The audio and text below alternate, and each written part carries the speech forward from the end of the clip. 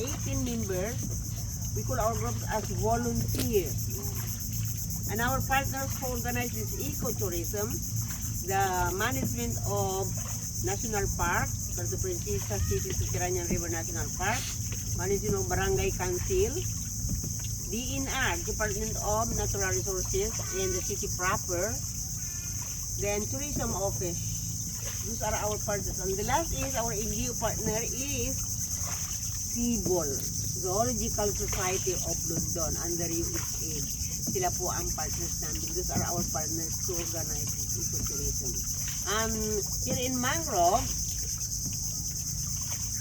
we are giving the information about the surrounding. At the same time, we serve as guardian of this area. Guardian kami dito. Especially we give the information about the benefits come from the special tree in the Philippines. We call them mangrove because sila, here they are.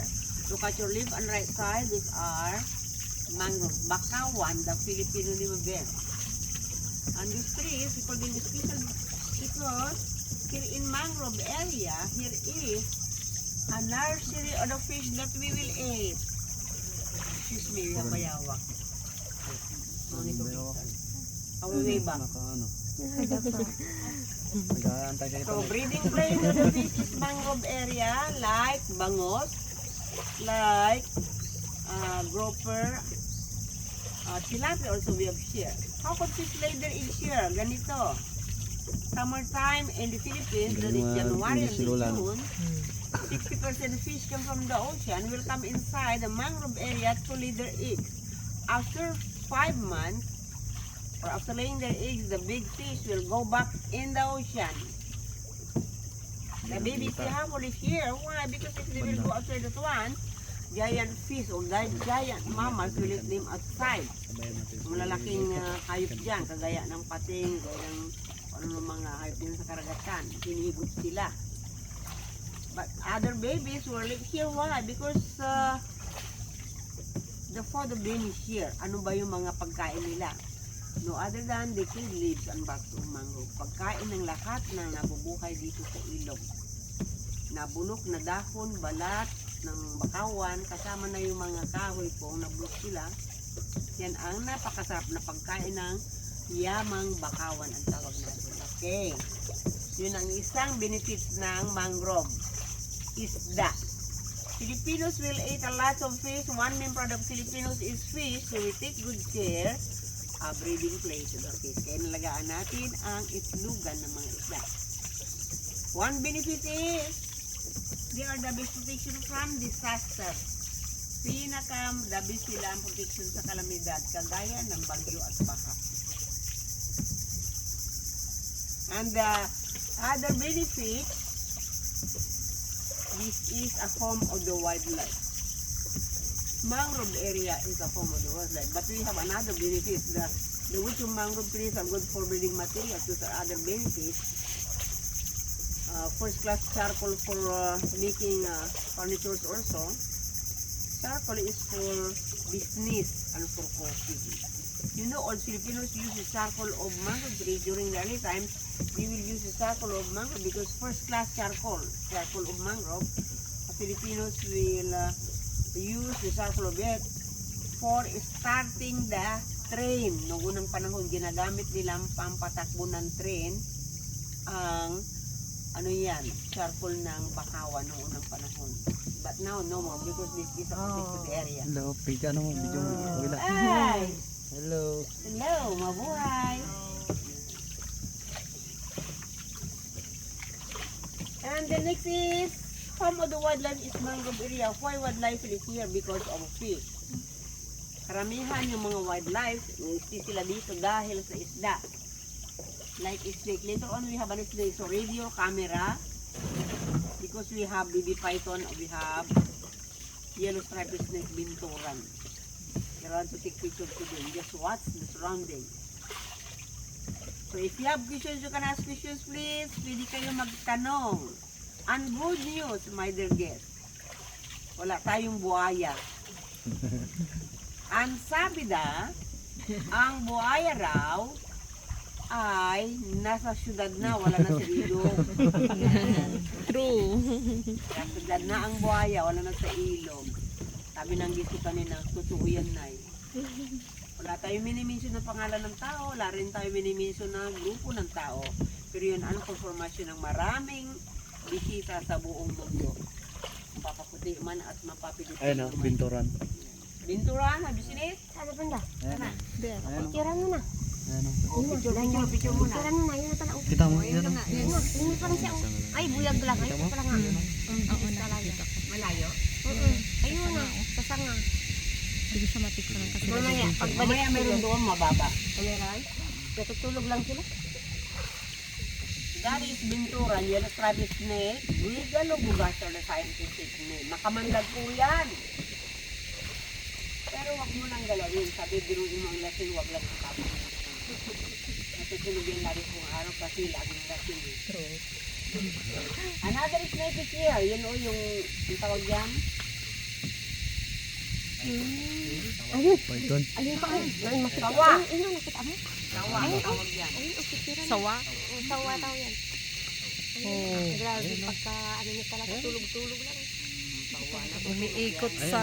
Tutulog siya. Oo, nakita ko na kasi ano, bubong. Tulog lang siya. Because they are a member of Sawa. nocturnal animals. All nocturnal animals, they are always sleeping during the day.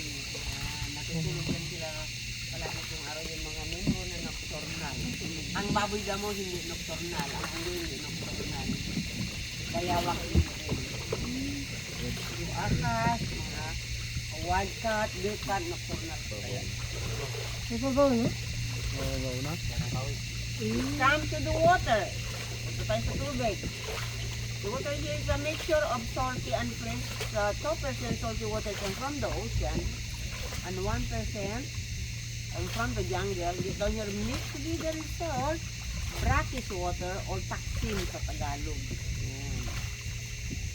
So ang tubig dito. That's why we have crabs, mud crabs. We have shrimp. We have oysters and clams. And the last is tamilok, a woodworm. You know about tamilok? Tamilok is a woodworm. It is edible woodworm. It is a member of moros. It is a member of shellfish like oysters, but the form is like a worm.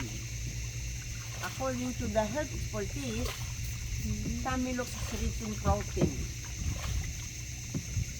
That is local Viagra in Palawan. Aphrodisiac. So if you want to the guys, to the young guys, if you want to make your muscle strong, you eat tamilok. Anti-aging food also is tamilok. I eat tamilok. I'm already very old, but it's there. Because of tamilok. Oo, siguro sila kain. Still Kita nyo healthy. kala And nyo still young. anti-aging food. Sabi nung dito kanina. Ayun, akit na. Yung. Bayawak. Oh, bayawak. Ayun, tika mo na, tinakapuer. Picture nila. Where is it? Oh, bayawak, monitor lizard. Oh. No poison. The meat is edible. It tastes like chicken. But because it is national park, nobody allowed to touch Nakakain all na ako living niyan. things inside the area. Ayun pa, may ahas. This is a food area. Ayun naman. Ito na yung ahas kanina. Ayun din. Baba. Nakatulog. Sana, sana. Ayun, nakikira mo sa mababa. Ayan o. Kita mo? Ayan o. Kuhaan mo? Ano yan? Video? This is snake. Video mo. Oo, ayan. Oh, see? Kita mo? You are lucky. Ayan. You have monitor lizard. We have sawa, python, then we have yellow striped snake. Sana makakita tayo ng unggoy. Alam niyo, unggoy dito, tinatawag ko yan sila. Pwede sa magsagot sila. Ang lula dito, sarapan! The grandma of monkeys is here at the front. Can you speak English? Ayun ang sambayawak ko. Ang tayo isa. Ayun na. Ayun o, Naglalang bayawak na. yan o. Naglalangoy. Naglalangoy isa. Kaya nga walang buhaya kasi dikit-dikit yung ugat ng bakawan. Sila basta makatakbo ang kumisaway. Magkain ka na. Ito yung bangrel budwok. Supposedly we will get down there but because it is already rotten, nobody allowed to get inside. Nobody to get down there. We will repair this coming summertime. We will repair that for the next year maybe. That is for bird watching activity. Next, look at the side of unique and very old mangrove trees. Entire the country of Philippines, this is the only area that we can see din now. Dito lang sila nakikita. Sabi ng mga researchers, bukod din century tree, 100 years above ang edad ng ibang puno. Untouchable nature. In the beginning of universe, those trees were already here. Dahil about the trees, 21 meters above, others are more than 100 years. The age of them. Hi! Hello. Nice to meet you. Oh, we have your baby. Oh, kamag-anak mo ninyo. Sila bumili. Manang auntie bumili.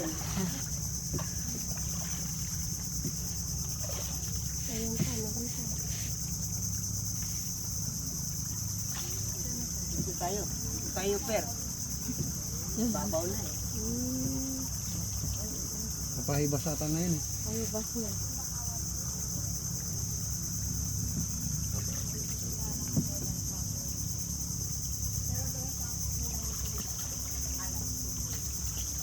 Hi! Hello. Hello. Good afternoon. Ay, malapit na ang Pasko pala. Naalala ko. Berne. Okay, let's continue the trip. And here we have male and female mangrove. May lalaki at babaeng bakawan. Oh. Lalaki, male mangrove pointed leaves. Yan sila, yung pahaba yung dahon lalaki. Yan. Wide leaves, those are female, babae. Kapag malapad ang dahon, babaeng bakawan. Tingin kayo ng malapad. Ito lalaki ito eh. Basta lalaki, matulis ang dahon. Basta babae, malapad ang dahon. Magkahawig sila sa bunga, ay sa balat at ugat, magkaiba sa dahon. Bunga. Pero ang bunga Maliliit nila at kasi malalaki. parang bunga ng malunggay. Parang meron dito. Ito ang bunga ng bakawang babae. Kahawig din niya ito ang bunga ng lalaki. Pero maikli yung bunga ng bakawang babae at mabilog dito sa bandang ibaba. Ito matulis. Parang bunga ng malunggay ba? Itong bunga na ito habang nakabitin sa sanga, after 5 months, really falling down on the mud, once you stick on the mud, it will grow as a baby mangrove. Just baby tree. If ever mahulog siya sa tubig, floating around, then stranded everywhere, then grow everywhere. That is how mangrove is multiplied in earth. But we are the very